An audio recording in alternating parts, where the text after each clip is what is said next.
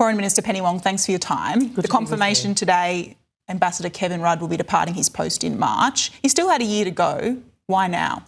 Kevin's made a decision to take up an opportunity at the Asia Society, both as the global president, but also to head up a very important centre for China analysis. And we are very grateful for what he has done for the country. He's done an outstanding job, and we are really impressed with the amount that he achieved in the time he was ambassador. I note you didn't announce today his replacement as ambassador. I don't imagine you're going to announce it for me here today, but in terms of who you're considering, does it have to be someone of the calibre of a former Prime Minister, given the importance that was placed on that in terms of the American side? They appreciate that sort of high-level engagement. Well, as the Prime Minister said today, we will make an appointment in due course, and we will and are looking very carefully at the sort of skills and attributes that are required. And one of the things that Kevin Rudd was able to do as ambassador was to build relationships with both Republicans and Democrats. He obviously, his tenure was over a period where we saw both a Democratic and a Republican administration, and his ability to traverse that has been a very important aspect of his role. And you're conscious of that, picking his replacement, that potentially we're coming to another presidential cycle in the term of this ambassador, that they have to be able to cross the full range of American politics? Well, we will make an appointment of someone with the skills and attributes that we think are needed for the country. I wanted to move to Iran. We've seen this brutal crackdown on the streets against the Iranian people here. These protests, analysts say they could mark the most significant threat to the Iranian regime we've seen in many decades. Would Australia support US military intervention?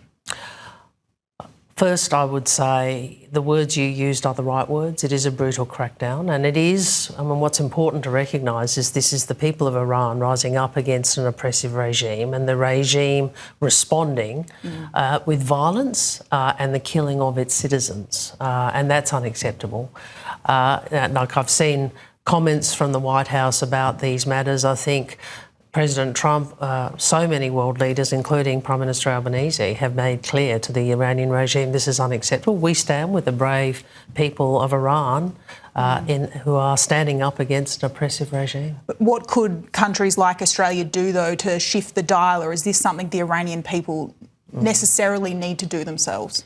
Well, we have taken stronger action against Iran than any previous Australian government, both in terms of the number of sanctions, the scope of sanctions, the targeting of sanctions, the listing of the Iranian Republican Guard Corps and the expulsion of the Iranian ambassador.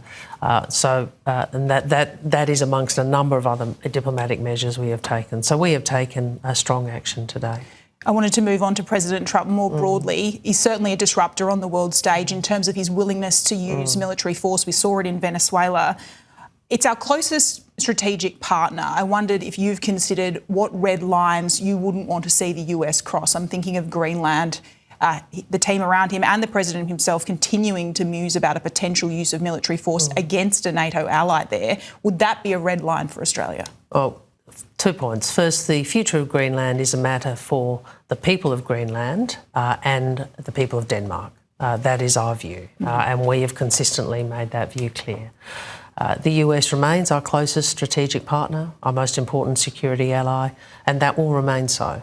Now, over the 75 years of the alliance, there's always been times where we may have had differences of views, differences of perspective, and that will remain so. Australia has its position, but we all understand the importance of continuing to maintain that alliance and that engagement. And you've seen the government doing that confidently and responsibly and methodically. Would you have any concern about telegraphing that publicly in terms of President Trump, that Australia setting out that to be a red line could potentially harm us in other ways? Well, I don't. I think we maintain our principled position. And we will continue to do that. We will also continue to approach the United States and our relationship with as responsible partners and with regard to Australia's national interests. Tomorrow will mark the 1-month anniversary of the Bondi terror attack. The central charge coming from the Jewish community in the wake of this has been that the Albanese government in the years prior had failed to stem the scourge of antisemitism here, and that after the attack it took weeks for the government to heed those calls from the community for a royal commission. Can I put it to you, their claim that the government has failed Jewish Australians?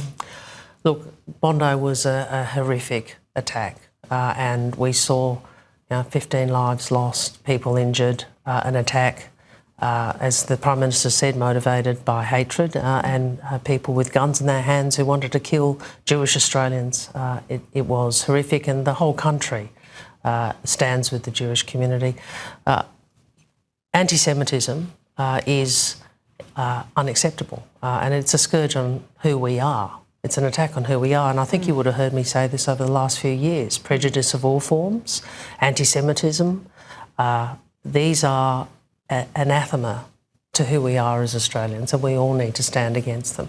Now, we have listened to the Jewish community in the establishment of the Royal Commission, and you've seen yesterday the Attorney-General, the Home Affairs Minister and the Prime Minister put forward what will be the strongest laws against hatred in this country. Could they have come prior to the attack, though? If these laws are necessary now, would some members of the Jewish community think you should have done this prior, shouldn't have taken a terror attack to necessitate these sort of changes?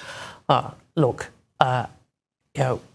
we look back also to 1998 when one of the murderers arrived in Australia.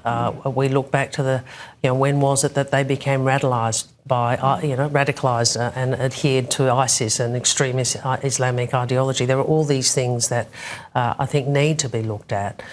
We did act on hate speech and hate symbols, but I'm a strong supporter of these laws which are coming forward. I think that in these times we need to stand very strongly against hate speech and those who seek to preach and incite hatred and violence, and that's what these laws do. We've seen the Prime Minister invite Israel's President Herzog to come to Australia. Do you have any update on when that could happen? Well, I'll leave that for the Prime Minister to announce, but yes, obviously that was a discussion that we had as part of the many discussions over the last month. I think it is a good thing for President Herzog to come to Australia. I think that is, as was put to me by members of the Jewish community, it was an important signal of the importance for the Jewish community of our relationship with Israel. And I'm sure you noted you would have seen the comments from Israel's Prime Minister Benjamin Netanyahu in the wake of the Bondi attack. He's been incredibly critical of the Albanese government, the Prime Minister and yourself. What is the state of the relationship with the Netanyahu government at the moment? How can you rebuild ties with one of Australia's? Well, I'm not going to get into responding to some of those political comments, but I would say is we continue to engage. Obviously, the invitation's being extended. I engaged with my counterpart, Minister Sarr, after Bondi. I briefed him on what had occurred. I briefed him on the investigation, and I also communicated with him about the Royal Commission. So, we are in dialogue, and that's as it should be. Are you confident you can rebuild ties? Well, those ties exist, and we will continue to engage respectfully with the government of Israel, as we do with all other governments. Foreign Minister Penny Wong, thanks for your time. Good to speak with you, Trudy.